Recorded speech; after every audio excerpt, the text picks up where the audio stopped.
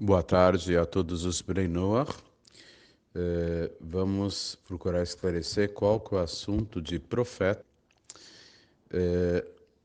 Na travessia do Mar Vermelho, que não era vermelho, era um mar de juncos, o povo de Israel entoou um cântico de louvor a Deus. E no meio desse cântico totalmente inspirado, eles disseram que eles acreditavam em Deus, que eles acreditaram em Deus, e Moisés, o seu servo, e Moshe, o seu servo, o seu seguidor. Muito bem.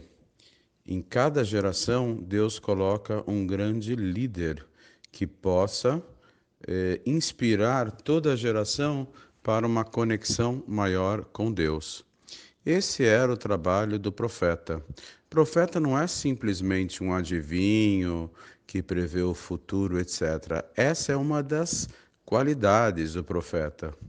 Mas vem a própria Torá e diz para tomarmos cuidado com o falso profeta. Quem é o falso profeta?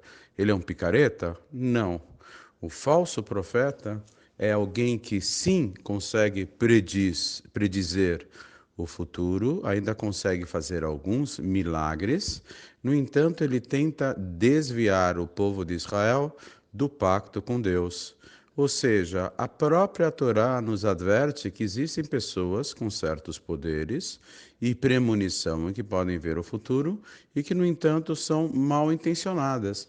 Elas intencionam desviar o povo de Israel da sua ligação, do seu elo, da sua conexão maior com o Criador do mundo.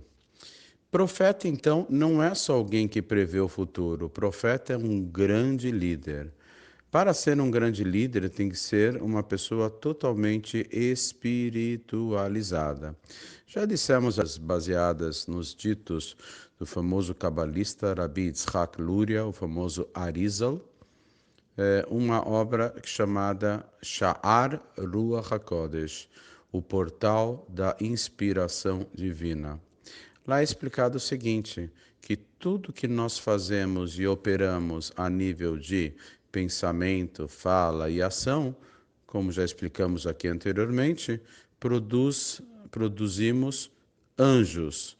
Anjos a nível de pensamento, anjos a nível de fala e anjos a nível de ação. Toda a nossa interação ou interatividade nesse mundo produz um efeito no mundo espiritual, de forma a surgirem criaturas celestiais, que são os tais dos anjos. São os únicos tipos de anjos, aqueles formados por nós? Não. É um dos vários tipos de anjo, aqueles que não são formados por nós. Eles já existem no plano adimensional. Mas esse aqui é um específico que ele surge por conta da nossa atuação no mundo. Chega um momento que a pessoa se refina tanto, tanto, tanto, que esses anjos criados por ela própria criam uma ponte, um canal de comunicação com a própria pessoa. E tem dois níveis diferentes dessa comunicação, mas eles vêm de encontro a três termos místicos, cabalísticos, para descreverem a revelação de Deus aos homens, à humanidade. A primeira se chama Dibur. Dibur significa fala ou dito. A segunda se chama Kol. Kol em hebraico é voz ou som, voz. E a terceira é Hevel. Hevel é hálito. As duas primeiras formas místicas de revelação de Deus, que são a fala e a voz, que são processos de revelação de Deus na alma da pessoa. Essas duas primeiras são uma forma mais elevada de revelação de Deus, chamada de profecia. Profecia. Só alcançam esse nível pessoas totalmente conectadas com Deus. Pessoas que, apesar de viverem nesse mundo, são totalmente espiritualizadas. Pessoas que não têm sequer o prazer de se sentar numa cadeira. Todo o prazer que essas pessoas têm no campo espiritual, além das mitzvot da Torá que são praticadas no campo físico. Então, eles também podem ter o prazer relacionado com as mitzvot da Torá, que são as formas de conexão com Deus. Então, os dois primeiros tipos de revelação, chamados de fala e voz, são ligadas à profecia. Profecia não é só predizer o futuro, não. Profecia é a pessoa ter acesso total aos mundos espirituais, a pessoa passear, mesmo sem morrer, a pessoa passear pelos mundos espirituais, mas numa transferência gigantesca de partes da consciência e da alma para os mundos adimensionais. Isso seria a profecia, e que possibilita uma grande revelação de Deus, quando Deus aparece para a pessoa, em geral em sonho, tá? A diferença entre Moshe e os outros profetas tinham que dormir profundamente e sonhar com a revelação de Deus. E eles caíam no chão, eles ficavam terrivelmente enfraquecidos, com a ligeira impressão de que uma locomotiva passou por cima deles. Esses são os outros profetas. Moshe Rabbeinu, Moisés, nosso mestre, ele não precisava cair no chão duro, ele não precisava desmaiar, ele não precisava ter um sono profundo. Ele falava com Deus face a face, se bem que Deus não tem face, mas ele ficava de pé, acordado, e Deus se revelava para ele quando ele estava desperto, né? Diferentemente dos outros profetas. Eu falei que as duas primeiras e mais elevadas formas de revelação de Deus são chamadas misticamente na Kabbalah de dito ou fala e voz. Mas tem uma terceira chamada de hálito. Essa revelação, que é diferente da primeira, ela é chamada de Ruach HaKodesh, que vamos traduzir adaptando o termo, seria inspiração divina. Então, nós temos dois tipos de revelação de Deus. Um se chama profecia e o outro se chama inspiração divina. Qual foi o maior profeta de todos os tempos? Ele não era nem chamado de profeta, ele era chamado de pai dos profetas. Foi Moisés, Moshe Rabbeinu, Moisés, nosso mestre. Ele foi o maior profeta de todos os tempos. Mas ele nem é chamado de profeta, ele está na outra categoria, acima dos profetas. E qual é a maior obra de profecia? A própria Torá. A maior obra de revelação de Deus, a própria Torá. Particularmente, em stricto sensus, o Pentateuco, que é o Humash, os 5 livros de Moisés. Essa é a maior obra de profecia de todos os tempos. Nessa obra estão contidas as 613 mitzvot da Torá. Muito bem.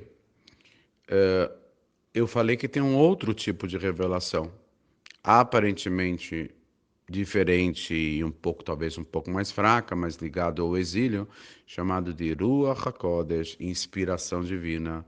Qual foi o maior expoente, a pessoa mais inspirada por Deus em todos os tempos? O rei David. O rei David, que fez a maior obra de inspiração divina. Qual é a maior obra de inspiração divina de todos os tempos?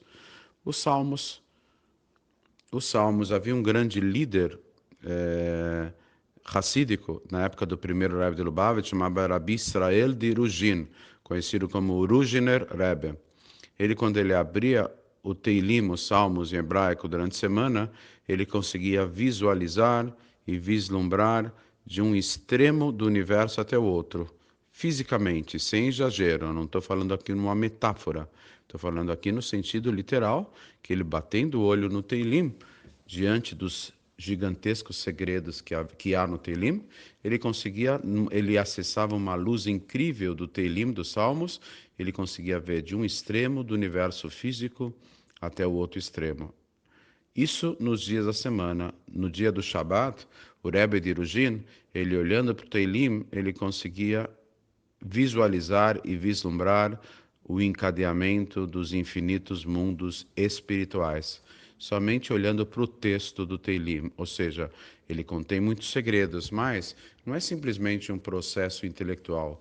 A pessoa tem que se refinar muito espiritualmente para começar a abrir portas, portões, cortinas, paredes, vão se abrindo os canais da espiritualidade, mas somente para uma pessoa extremamente espiritualizada. Então, profecia, o que eles chamam de videntes de todos os tempos e outras religiões, eles não são profetas. O único que foi chamado de profeta, mas ele não era do povo de Israel, foi Bilam, em hebraico Bilam, em português Balão.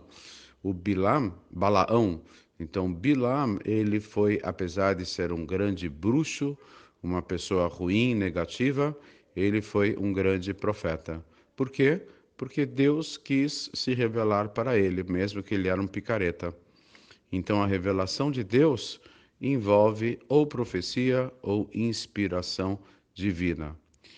Prever o futuro é um detalhe das características de um profeta, mas ele é altamente conectado com Deus e Deus se revela para os profetas. E a pessoa que mais próxima de Deus chegou em todos os tempos foi Moshe. Mashiach vai chegar próximo do Moshe em profecia. Em conhecimento da Torá, ele vai suplantar o Moshe, mas em profecia, Mashiach vai chegar próximo do Moshe. Então, profecia é um canal de comunicação com Deus a partir de uma gigantesca elevação espiritual. No Talmud está escrito que o número de profetas da antiguidade, dos tempos bíblicos, era 2 vezes o número oficial daqueles judeus que saíram do Egito. A população masculina, 600 mil homens, então houve 1.200.000 profetas.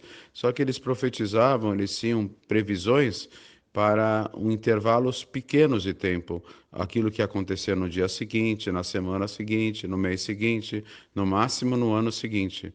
Então eram profecias mais imediatas. Aqueles que foram registrados são aqueles profetas que tiveram previsões ou profecias daquilo que ocorreria depois de centenas ou depois de milhares de anos. De qualquer forma, o profeta é um grande líder que ele dirige, orienta o povo de Israel para ficar conectado com Deus. E prever o futuro é um pequeno detalhe do profeta. Na verdade, os tzadikim, os homens justos, eles têm inspiração divina. Mais um detalhe da profecia, os profetas conseguem ler o pensamento das pessoas e saber passado, presente e futuro das pessoas. Não só os profetas, também os inspirados por Deus.